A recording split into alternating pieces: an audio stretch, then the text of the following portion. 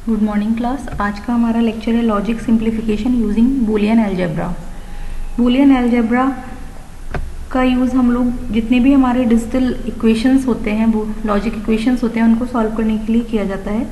अभी तक के लास्ट लेक्चर्स में मैंने आपको बताया था कि जो आपका डिजिटल सिग्नल होता है वो केवल दो वैल्यू ले सकता है, या तो 0 हो सकता है या 1 हो सकता है। इन दोनों वैल्यूज़ पे हमारा बाइनरी नंबर सिस्टम वर्क करता है। 1854 में जॉर्ज बूल ने लॉजिकल अलजेब्रा, जिसे हम बूलियन अलजेब्रा भी कहते हैं, उसको इन्वेंट किया था, जिससे कि हमारे जितने भी डिजिटल लॉजिक हैं वो इजीली हम लोग सॉल्व कर सकें। यहाँ पे मैं आपको रूल्स इन बूलियन अलजेब्रा बताने जा रही हूँ, थोड़ा ब्रीफ में, ज़्यादा डिटेल में नहीं। फर्स्ट रूल कहता है कि variable used can have only 2 values, binary 1 for high and binary 0 for low. High के लिए केवल 1 यूज़ करना है, इसके अलावा कुछ नहीं यूज़ करते हैं। 2, 4, 5, 6 कोई और नंबर आप यूज़ नहीं कर सकते हैं। और लो के लिए आपको केवल बाइनरी 0 का यूज़ करना है। दूसरा रूल कहता है कि complement of a variable is represented by over bar. अगर किसी भी वेरिएबल के ऊपर एक ऐसा बार टाइप का निशान लगाओ, ये देखिएगा यहाँ पे मैं पॉइंट कर रही हूँ, बार टाइप का निशान लगाओ, तो इसका मतलब है कि हम उस वेरिएबल का कॉम्प्लीमेंट करने जा रहे हैं। कॉम्प्लीमेंट का मतलब होता है इन्वर्जन, यानी कि नॉट प्रोसेस। कल आपको मैंने लास्ट लेक्चर में नॉट गेट के बारे में बताया था। उसका काम होता है किसी भी वेरिएबल का कॉम्प्लीमेंट प्रोवाइड करना, उसका इन्वर्जन प्रोवाइड करना। तो अगर हमारे पास कोई वेरिएबल b इक्वल टू 0 है, तो उसका कॉम्प्लीमेंट या इन्वर्जन, या जब उसके ऊपर ओवर बार लगेगा, तो इसका मतलब है कि 0 का अपोजिट हो जाएगा आपका 1। और अगर वेरिएबल की वैल्यू 1 है तो b bar will be equal to 0। तो ये कॉम्प्लीमेंट का लॉ है। चौथा रूल होता है आपका और का। ORing of the variable is represented by plus sign. अगर दो वेरिएबल के बीच में प्लस का साइन लगा हुआ है, तो इसका मतलब है कि हम उनके बीच में और ऑपरेशन परफॉर्म करना चाहते हैं। For example, ORing of A B C is represented as A plus B plus C. यहाँ पे A plus B plus C का मतलब इनको जोड़ना नहीं है, प्लस केवल एज ए ऑपरेटर यूज हो रहा है फॉर और ऑपरेशन। ठीक है, इसका मतलब है यहाँ के और ऑपरेशन परफॉर्म हो रहा है, ना कि प्लस का ऑपरेशन परफॉर्म हो रहा है। सिमिलरली, एंडिंग ऑफ 2 और more variable is represented by writing a dot between them such as A dot B dot C. इसका मतलब है ए और बी और सी के बीच में आपका एंड ऑपरेशन परफॉर्म हो रहा है, और एंड ऑपरेटर को हम डॉट से रिप्रेजेंट करते हैं। ये सारी चीजें मैंने आपको कल के लेक्चर में एंड गेट की जब ट्रुथ टेबल बताई थी तथा और गेट के बारे में बताया था, तब भी आपको मैंने बताया था। अब हम आगे बढ़ते हैं बूलियन लॉज की तरफ। यहाँ पे हम 6 तरीके के बूलियन लॉ को डिस्कस करेंगे, जो कि बहुत इजी हैं, लेकिन आपको उनको याद रखना बहुत ज़रूरी है। पहला लॉ है हमारा कम्यूटेटिव लॉ। कम्यूटेटिव लॉ को हिंदी में साहचर्य का नियम भी कहते हैं। साहचर्य के नियम के अनुसार अगर आपके पास 2 वेरिएबल हैं a और b, ठीक है, तो आप उनको a इंटू बी या a डॉट बी लिखें या b डॉट a लिखें, दोनों चीजें बराबर हैं। मीन्स आपको वेरिएबल की पोजीशन इंटरचेंज करने पर रिजल्ट में कोई भी फर्क नहीं पड़ेगा। इसी तरह और ऑपरेशन के लिए बता देते हैं, आप a प्लस बी लिखें या b प्लस a लिखें, ऑपरेशन सेम ही परफॉर्म होगा, उसका रिजल्ट सेम आएगा। तो this is called as commutative law. Commutative law states that changing the sequence of the variable does not have any effect on the output of a logic circuit. आगे बढ़ते हैं। Next है हमारा associative law.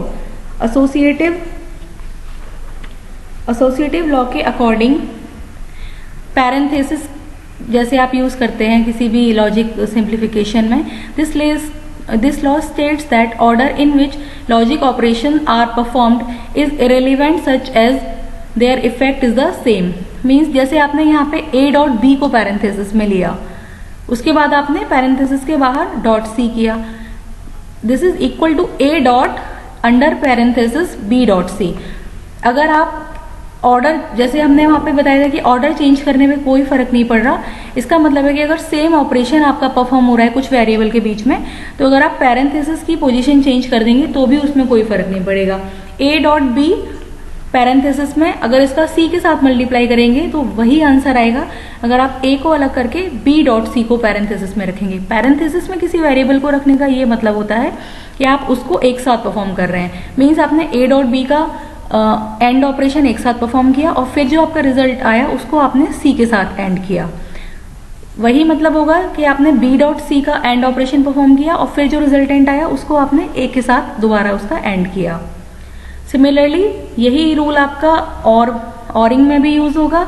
आप ए और B करें parenthesis के under plus उसको सी के साथ और ऑपरेशन परफॉर्म करें तो उसका वही इफेक्ट होगा कि अगर आप बी और सी को एक साथ पैरेंथेसिस के अंदर सॉल्व करें और उसके बाद उसको ए से ऐड करें। तो यहाँ पे प्लेसेस ऑफ ब्रैकेट्स, पैरेंथेसिस का मतलब होता है ब्रैकेट।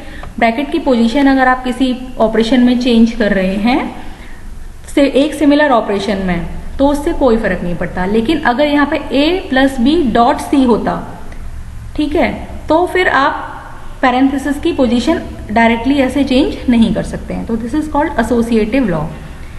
नेक्स्ट हमारा आता है डिस्ट्रीब्यूटिव लॉ। डिस्ट्रीब्यूटिव लॉ को हिंदी में वितरण का नियम कहते हैं। डिस्ट्रीब्यूटिव लॉ के अकॉर्डिंग जैसे है ए डॉट पैरेंथेसिस के अंडर है आपका बी प्लस सी, बी और सी के बीच में और ऑपरेशन परफॉर्म हो रहा है और इनका जो रिजल्टेंट है उसके बीच में उसके साथ आप ए का एंड ऑपरेशन परफॉर्म करा रहे हैं। इस इक्वेशन के लेफ्ट हैंड साइड का ये मतलब है।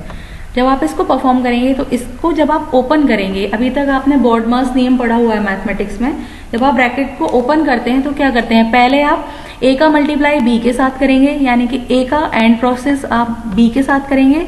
उसके बाद आप एक और ऑपरेटर लगाएंगे तथा ए का एंड प्रोसेस आप दोबारा सी के साथ परफॉर्म करेंगे। तो this is called as distributive law.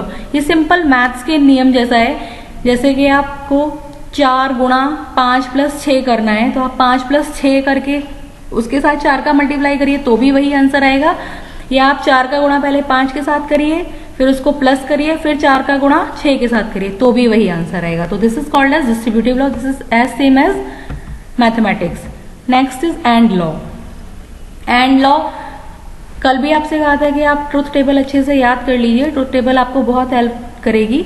कल मैंने आपको एंड गेट जब पढ़ाया था तो उसमें बताया था कि एंड ऑपरेशन में अगर आपकी एक भी इनपुट का मान 0 होता है तो आंसर आपका 0 ही आता है। तो एंड लॉ के यहाँ पे 4 लॉ है, मैं बता देती हूँ। फर्स्ट लॉ कहता है कि A dot 0 equal to 0, means अगर ए के केवल 2 ही मान हो सकते हैं, आइदर 0 और 1। आप 0 को 0 के साथ मल्टीप्लाई करेंगे यानी कि एंड ऑपरेशन परफॉर्म करेंगे तो भी आंसर 0 आएगा, एज वेल एज आप 1 को 0 के साथ एंड ऑपरेशन परफॉर्म करेंगे तो भी आंसर 0 आएगा। ए डॉट 1, सेकेंड लॉ कहता है ए डॉट 1 इक्वल टू ए, यानी कि आपका वेरिएबल 0 हो, आइदर ए इक्वल टू 0 और ए इक्वल टू 1, तो आपका आंसर ए आएगा। क्यों? माना ए इक्वल टू 0 तो 0 इंटू 1 इक्वल टू 0, यानी कि आंसर आया आपका ए के बराबर। अगर ए इक्वल टू 1 है तो 1 का जब आप 1 के साथ एंड करेंगे तो आंसर विल बी 1, यानी कि किसी भी वेरिएबल में एंड ऑपरेशन परफॉर्म करते समय अगर हम उसका एंड ऑपरेशन 1 के साथ परफॉर्म करेंगे तो आंसर हमारा वही वेरिएबल आएगा। Next is A dot A equal to A.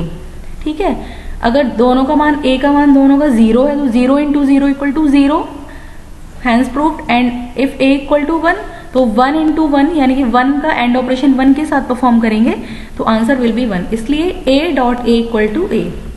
Next is a dot A complement equal to 0। अगर a का मान 1 है तो उसका कॉम्प्लीमेंट होगा 0।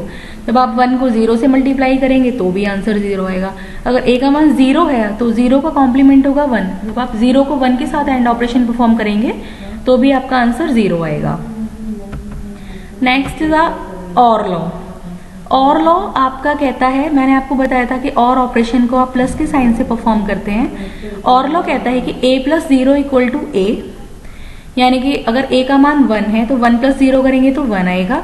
a का मान 0 है तो 0 प्लस 0 करेंगे तो आपका 0 आएगा। यानी कि अगर जैसे मैंने आपको और ऑपरेशन की ट्रुथ टेबल में बताया था कि अगर एक भी वेरिएबल का मान आपका 1 है तो आपका आउटपुट 1 आएगा। तो इसमें a का मान अगर 0 है तो आंसर 0 होगा, a का मान 1 है तो आंसर 1 होगा। इसलिए a प्लस 0 जब आप किसी वेरिएबल में 0 ऐड करते हैं तो आपका आंसर वही वेरिएबल आता है। Second is a plus 1 equal to 1। जब आप किसी भी वेरिएबल में 1 ऐड करते हैं, यानी कि और गेट की किसी भी इनपुट पे अगर इनपुट एक 1 है तो आंसर 1 ही आएगा, चाहे दूसरी इनपुट 0 हो या 1 हो। Similarly a plus a equal to a, दो वैल्यू a की सेम है और आप उनको और कर रहे हैं तो वही वैल्यू आएगी। जैसे कल भी आपको बताया था और गेट की ट्रुथ टेबल में 0 + 0 = 0 and 1 + 1 = 1. So a + a = a. Next is a + a बार = 1. कोई वेरिएबल की आपकी कोई भी वैल्यू है उसका कॉम्प्लीमेंट 1 होगा. अगर वेरिएबल की वैल्यू है आपकी 0 तो उसका कॉम्प्लीमेंट 1, तो आपका आंसर आ जाएगा 1. अगर वेरिएबल की वैल्यू है आपकी 1 तो उसका कॉम्प्लीमेंट 0, तो आंसर आ जाएगा आपका 1. इसका मतलब ये है कि अगर किसी वेरिएबल के साथ उसका कॉम्प्लीमेंट और किया जाए यानी कि ऐड किया जाए तो आंसर 1 आएगा. तो यहाँ पे आप इसको अच्छे से ये सारे लॉज याद कर लीजिएगा. आगे के कुछ लेक्चर में आपको बोर्ड वाले समझाऊंगी जिसमें मैं आपको ये लॉजिक सिंप्लीफिकेशन की कुछ एग्जाम्पल भी करके दिखाऊंगी, तो वहां से ये चीजें आपको और ज्यादा क्लियर हो जाएंगी. Next and last law is inversion law. Inversion law मैंने आपको बताया था कि नॉट ऑपरेशन का मतलब होता है किसी भी बिट का इन्वर्ट फाइंड करना, किसी भी इनपुट सिग्नल को इन्वर्ट कर देना. तो ये नॉट गेट द्वारा यूज किया जाता है, नॉट गेट द्वारा प्राप्त किया जा सकता है inversion law. The inversion law states that double inversion of a variable result in the original variable itself. a double bar = a. ऐसा इसलिए कि माना आपका a का मान 0 है, 0 को आपने एक बार किया. यहाँ पे याद रखिएगा शुरू में मैंने a का मान 0 माना है. 0 का आप एक बार इन्वर्ट करेंगे तो 0 बार = हो जाएगा 1. 1 को आपने दोबारा इन्वर्ट किया तो 1 का बार आ गया आपका अगेन 0. इसका मतलब है कि जब मैंने इनिशियली वेरिएबल को 0 माना था तो जब मैं उस वेरिएबल का डबल इन्वर्जन फाइंड कर रही हूँ तो मुझे आंसर में वही वेरिएबल मिल रहा है. तो ये आप याद रखिएगा सिंगल इन्वर्जन में आपकी बिट की वैल्यू चेंज हो जाएगी, 0 का 1 और 1 का 0 हो जाएगा. लेकिन डबल इन्वर्जन में आपकी बिट की वैल्यू चेंज नहीं होगी. 0 है डबल इन्वर्जन का मतलब अगेन 0 रहेगा, 1 है डबल इन्वर्जन का मतलब अगेन 1 रहेगा. तो आई होप आपको ये सारे 6 के 6 लॉ जो मैंने अभी आपको यहाँ पे एक्सप्लेन किए हैं ये आपको समझ में आ गए होंगे. अगर आपको इससे रिलेटेड कोई क्वेरी है तो आप कमेंट सेक्शन में डाल के पूछ लीजिएगा. इस पे बेस्ड आगे हम डिमॉर्गन्स थ्योरम पढ़ेंगे. डिमॉर्गन्स थ्योरम का यूज भी लॉजिक सिंप्लीफिकेशन के लिए किया जाता है. अगर इस पे बेस्ड आपको कोई भी प्रॉब्लम होगी तो आप बता दीजिएगा. और आगे मैंने बताया आपको कि मैं कुछ बोर्ड वाले लेक्चर भी आपको बताऊंगी जहाँ पे मैं आपको करीब 5-6 एग्जाम्पल लॉजिक सिंप्लीफिकेशन के करके दिखाऊंगी. तो वहां से ये चीजें आपको और ज्यादा क्लियर हो जाएंगी. आज के लिए थैंक यू क्लास.